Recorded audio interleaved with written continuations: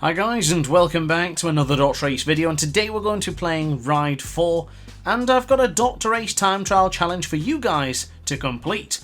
The Mondial Piega in Kanto North Course. Now the Mondial Piega's performance points will have to reach 798, so you have to upgrade it to a certain amount. Now I've got to mention that this wasn't actually intentionally a DrAce time trial challenge. Basically, I want to give a quick shout out to Understeer King. He was the one who recommended, or at least requested, to see my opinions on Kanto North Circuit and hopefully give him a couple of opinions and pointers on how to improve your lap time. So this, for me, was basically a new start, a new beginning to jump on the Kanto North Circuit, because I very rarely touch this track. The South Course variant, 100%, I love that version. I think that made my top 10 tracks in Ride 4. Although the North Course and the Full Course didn't really make it, it didn't really warrant it to be in there in my opinion, so I decided, well, tell you what, Understeer King wanted to see this track. I love the Mondial Piega, and a quick shout out to Sergio as well, who mentioned that the Mondial Piega would be better in the lower class rather than trying to compete with the best bikes in the world in the top classes, so I tried to reduce some of the engine and to downgrade it effectively to go into this particular category. But honestly, it's a great decision because Sergio was 100% right. This bike is extremely competitive in the smaller classes rather than the best classes in the world. Now also, I didn't even record the original time trial because I didn't even know if the time trial was possible for the Mondial Piega here in Kanto. So I didn't have a footage for that, but I can mention proudly that another ace was leading the way. In fact, Sergio23 has dominated in Kanto for quite a while now in the terms of the leaderboards. So it wasn't my intention to try and dethrone him, but it may or may have not happened in today's video. So we'll stick around and watch it together. But these first couple of laps, I just want to get into the rhythm. A, with the Mondial Piega, and B, with this track, because it's been a while since I've raced here. It really has. I do like the circuit, but not enough compared to the South Course. I think the South Course version has just got some really nice corners, and this part here going into Barrientallo 2, I really struggled with. I couldn't seem to get the confidence going into that right-hander. It's a very difficult corner, but onto the actual bit of feedback on the track. You're going to be braking into the first corner, you're nice and tight to the apex, keeping it relatively clean so you can bring on the acceleration, and then going into the second corner, braking roughly at just after the 50-meter mark. Trail braking in to Jean 1 is very, very important. Don't be bringing it on too hard. If you brake too hard there, you're going to drop the motorcycle extremely quickly, so just be very careful. Now into the turn 4, we can say the same there as well. Don't be pushing too hard on the brakes. I would say probably the majority of this track, don't be pushing too hard on the brakes, and unfortunately for myself, I did just invalidate the lap, so I'm finding out on this track where and when you can push and also where to avoid going wide, because there are certain points on this track that do invalidate the lap, sometimes a little bit harshly, but the one I just did there a moment ago I'm quite happy with, and the one before it I also thought was a little bit harsh, but if that's the way it is, that's the way it is. I'm not going to change that. We're just going to learn to adapt, and hopefully we can improve. But I would highly recommend using this Mondial Piega. Of course, this was part of a DLC pack. The name of the pack actually just quickly escapes me. I think it was the Italian Style Pack 1. I want to say that, I'm not entirely sure. But if it is, then I highly recommend checking it out because it's a fantastic motorcycle. I do believe it has a Honda engine into this Mondial Piega chassis, and I'm proud to say that. I think I'm actually finally pronouncing Mondial Piega correctly. But be very careful to going on to the left-hand side there. I went a little bit too wide and towards the barrier, so don't do what DrAce did there. Try to do what I say, not what I do in that instance. But I love this particular part, braking for this bridge that's coming up now. Very easy braking marker, brake at the second zebra crossing, slam on the brakes, lots of rear brake, downshifting into first, and you can get into that corner pretty easily, pretty much every time. It's a nice corner entry going into that bridge, I really do like it, but here, this turn 19, really difficult for me. I could not find the rhythm in there at all. Even on my fastest lap, I still struggled in that particular corner. But we are going to complete the second invalidated lap. Back into the pits, and I'm going to be a little bit brave. I'm going to change from my medium combination, and we're going to go for a soft front and a medium rear.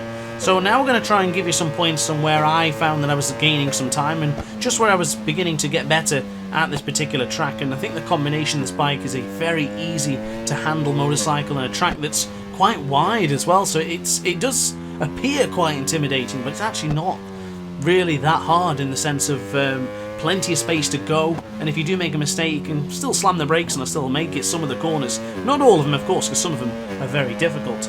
Now, as you go into the left-hand side, you're going to go to this arrow on the corner of the track there. That little arrow pointing you to the right-hand side, that turning indicator. You want to use that as a braking marker to help yourself start slamming on the brakes. Now onto the right-hand side, be very careful not to touch the curve there. Not only does it invalidate your lap, it will send you flying into oblivion, so be very, very careful. Braking here roughly at the 60 to 65 metre mark, that'll give you enough braking and chance to brake just going into that corner. Braking here roughly at the same point, 60 to 65 metres. You don't really pick up enough speed to want to brake at the 100 metre mark, so I would stick around there. And then from here on out, just smooth on acceleration, being very gentle, gradually bringing on acceleration, no sharp movements, bringing in a little bit of tuck-in, not incorporating too much tuck-in, but just a nice amount just to continue to push the bike forwards. And now onto the left-hand side, keep it nice and tight, gentle on acceleration. You'll see in the bottom right-hand corner of your screen how much acceleration is actually being applied. It's not a lot, it's certainly not 75-80% worth, it's sometimes 30 to 50%. So very, very smooth acceleration. I would highly recommend, no matter what bike you were using, to be very smooth around those corners. Braking firm on the brakes there for the second zebra crossing as we go on the left-hand side now for a corner I'm not even going to try to pronounce, or at least attempt to pronounce. It looked like I was going to make a fool of myself, so I avoided it. But now onto the right-hand side for Barrianto 2 for turn 19. Still a little bit slow on the right-hand side there. I do feel there's a lot of time to be gained there, so we can improve as we go on, but for the time being, we've still got a lot to improve upon. But now onto the right-hand side. Unfortunately, the Ghost is on. Maybe I'll turn that off, because as mentioned many times before, I'm not a fan of the Ghost, so... And I actually didn't record this video in the intentions of it being a time trial challenge, so I turned it off. Apologies if you wanted to keep it on, but it went. It's gone bye-bye. But now onto the left-hand side for Jean 2, now onto the right-hand side for Shinrin 1, and we're going to position the motorcycle to the wider part of the track to then bring it in nice and tight to the apex. So you can see from the riding, I'm not exactly pushing that hard here, I'm just sort of experiencing the track, getting a feel to it, getting the flow. I think it's vital when you're going to be trying to do any particular laps, not to just go gung-ho from the get-go. Just warm up to it, have a few minutes, you know, just take your time around the track, get used to the bike, feel how the tyres are operating, and just enjoy the experience. Sometimes with the Ace challenges I get rather tense, and I might make a lot of mistakes, so that's why sometimes you'll see that I've actually done a lot of lap times that aren't together, they aren't consistent, because I've made mistakes along the way. But this one I felt good, I felt confident, and not knowing the lap time to beat probably made me quicker, so maybe from now on that's a thing I'll do in the future. But I guess the nerves sometimes do get better of us when we're challenging for the top spots of the leaderboards. But now onto the right-hand side, I must confess I am surprised not to see any cherry blossoms around this particular part of the track. I think it'd be a beautiful sight to be seen, but I digress. As we now go on the right-hand side, nice and tight to the apex, I did choose that soft front tyre, and the medium rear seems to be perfect, but the soft front is looking a little bit warm now, so I'm going to have to pay attention to that in the next upcoming laps. But 1:38.227 so far by that sector time. We're going to go firm on the brakes a little bit after the zebra crossing this time, so you can see how we're changing this sort of development that you're watching unfold, where we go from braking at a certain point to just eking a few more inches away from that corner. And as you can see, even into Barrianto 2, still not quite there yet, but we are taking a little bit more liberties rather than just going for it gung-ho or going a little bit too tentative. So across the line, we do actually set the fast lap of the session so far, 1:28, so excuse me, the 2:28.029, so a pretty good performance so far. Braking at the 50 metre mark, holding onto the front brake ever so slightly, just gently bringing it on, and now onto the right hand side temporarily to then chuck it to the left hand side with a little bit of a downshift into first gear. So now onto the right for Shinrin 1, once again, 1400 hours here in Kanto. So we then go on the left hand side, very smooth, very relaxed and controlled going into that left-hander. I feel if you're too aggressive in that corner, you'll always go wide, so just try to be smooth and gentle in that particular corner. Very close to invalidating the lap time there, but we're good. Thumbs up from me, we're still going, we're still on board the motorcycles, that's all that really matters right now. A little bit eager on the acceleration, so once again, I mentioned earlier about being smooth on the acceleration. You probably won't see that green bar full for the majority of this track. It's going to be halfway towards 3/4 of the way. firm on the brakes. We'll go at the 50-meter marker this time, so we're a little bit more confident now with a little bit more pressure on the front brakes. So something to add that I'm guessing someone will ask me sooner or later, I'll get it out of the way with now. There is no setup changes, by the way. There's just absolutely nothing. Default settings, I've done it ever since the beginning of Ride 4, and I will always do the same. Default settings and no changes to the gearings and etc, etc, no suspension changes. So, standard bike, standard tyres, or at least slick tyres, and the Mondial Piega upgraded to 798 performance points as we get a little funky wheelie coming out of that corner there. I quite like that little bit of addition of the wheelie there, as we're now going to look to the zebra crossing, braking very firm, but a little bit more later than the zebra crossing, so you can see we're getting a little bit more eager, and we're also taking a little bit more liberties. I like this progression. It's nice to watch it back as well after seeing what I'm doing in the session, so then seeing it unfold on the video afterwards. So onto the right hand side we'll go now for the final corner, bringing on a massive amount of acceleration to get ourselves across the line, and we actually improved the lap time, but not by much. We did have a 0.2 of a second buffer by the third split, but unfortunately that has gone by the wayside, and there was no, well, there is an improvement, but a very, very minimal improvement at that. So we now go on the right hand side, a little bit of a kiss on the wall there on the helmet, so the Dovi helmet getting a touch on the wall. Chinese proverb says, man who touches wall with helmet takes fastest lap time. Let's see if that helps right here, right now. Just barely avoiding invalidating the lap there, but we are up by 43,000th of a second, and I gotta say, it's a pleasure not to have that ghost riding on my coattails all the way through this. Really nice to not do it, and I don't know whether I'll ever return back to it. I'll probably need your guys' input. If you want the ghost back, let me know. If you don't want the ghost back, then it'll never return. So just let me know on that one. But now onto the left-hand side for the hairpin.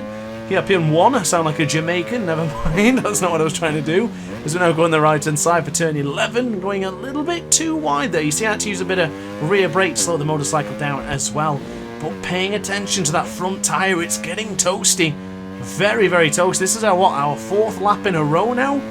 The front tyre is doing a good job. I don't know if it's going to be able to hold on, but we're certainly going to push it to the death, as I'm going to have to quickly release the front brake ever so slightly there, because that front was going, wow.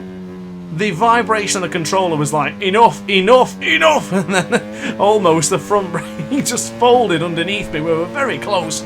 Look how scalding hot that front tyre is right now, but we are still improving on the lap time, so this could be a very special lap time as we brake even further beyond the zebra crossing. But bear the zebra crossing in mind, because obviously it's been an absolutely fantastic aid going into that corner. But now onto the left hand side, pushing a little bit too much now with the front. It is getting a bit weak as we go into a little bit slowly into Barrianto 2. I think we could have gained a lot more tenths of a second there if we didn't go so gingerly on the acceleration, but across the line we will go momentarily.